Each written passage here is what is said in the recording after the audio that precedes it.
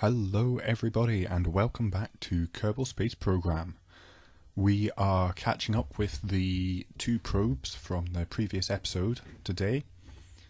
These are the two probes, one to the Moon and one to Minmus. So we'll go to the first probe first, the Moon Impactor.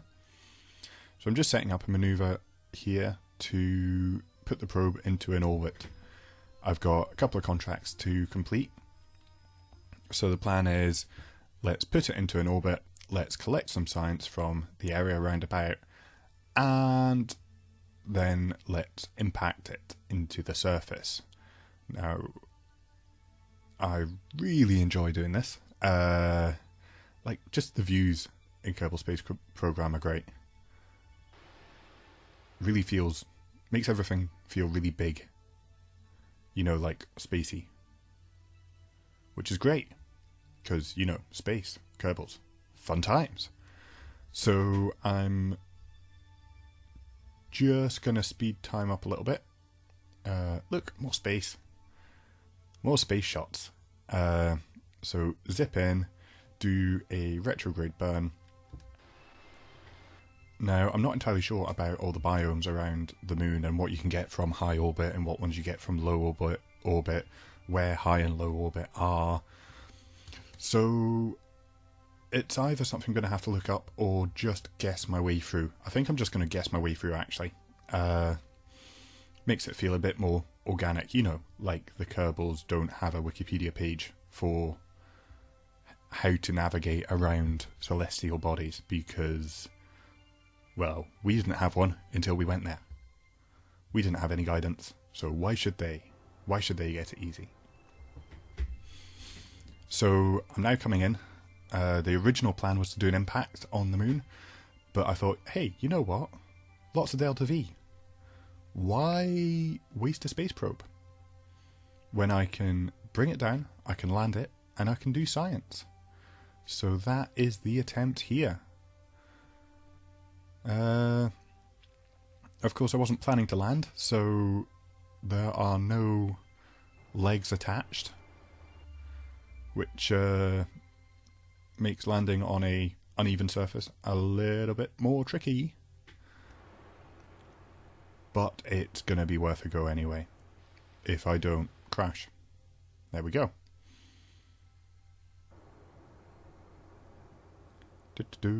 And wait for it. Come on, touchdown.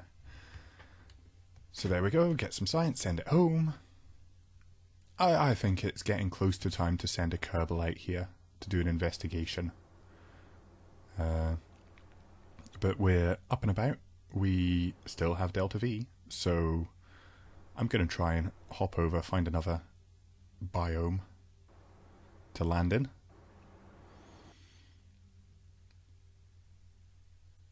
And a crater might do quite nicely. Now, of course, this is not a very well balanced spacecraft for landing on its end, so near the centre of craters is better than the slopes on the outside, because we've got very little SAS control. So there we go, that is the Moon Impactor. It's gone, it's done its thing, collected its science, and this is just the plan for tidying up. Launch it up, let it come back down, we'll make another nice little crater. And yeah, that's all good.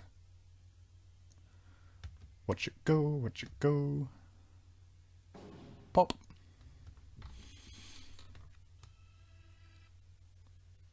So that was the Moon Impactor, and now let's...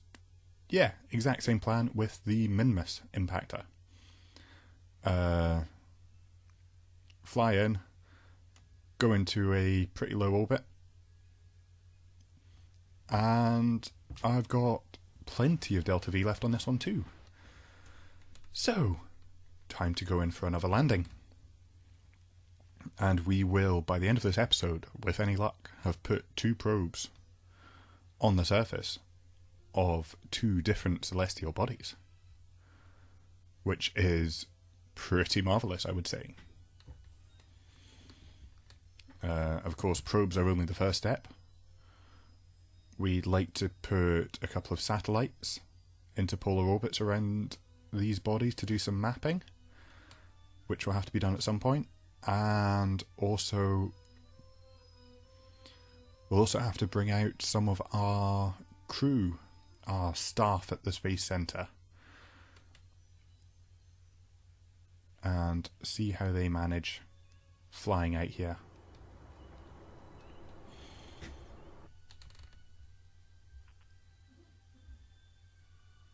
So, yeah. That's about that. We're coming up over the pole. And I was getting a bit nervous that I might get onto the dark side, and the dark side's fine, but no solar panels. The solar panels won't work, and it doesn't make for very good watching. So, yeah, braked a bit sharply, and bringing it down.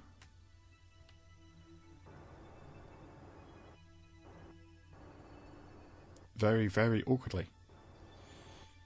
So this is pretty much another milestone event when this touches down, if this touches down in one piece. If. Yeah, legs would have been really helpful here. Landing legs.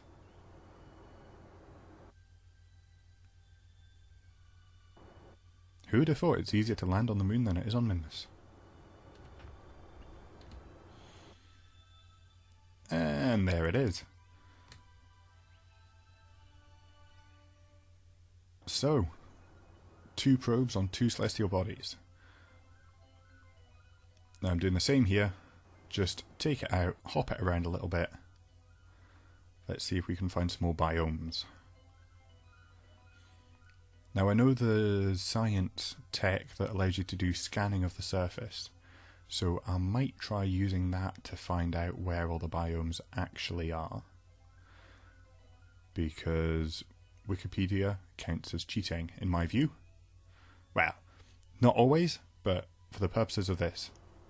I've never flown spacecraft in all of my previous games of playing Kerbal Space Program anywhere further than Minmus, so I'm quite up for a surprise when I get places.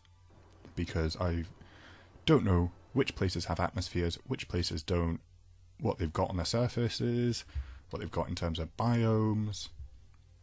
So very shortly we'll be getting into the realms of the unknown for me as a player.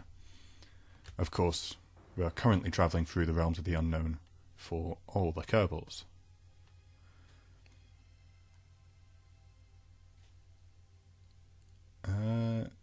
So, just flying across the flats. I'm keeping an eye up on the top right, my display, that tells me the biomes that I'm currently on. Yeah, I know it's not the most realistic to have that, but you know what? It's working for now. If I could turn that off and leave the other bits and pieces on, that would be great. No idea how to do that, even if you can. But yeah, I might try that at some point.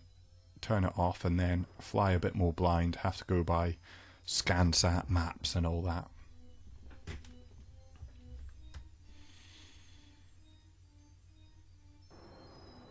And here we come in for another landing. Let's hope this one is a little bit smoother than the first. I think I've got my eye in now.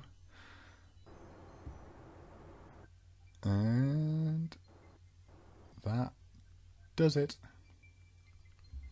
So yeah, actually picking up quite a lot of science from here. Very nice. Okay everyone, well that is everything from me. If you like this, please like it, please comment, please subscribe, and yeah, take care, and I will see all of you lovely people in the next video. This is Gentle Ben. Goodbye.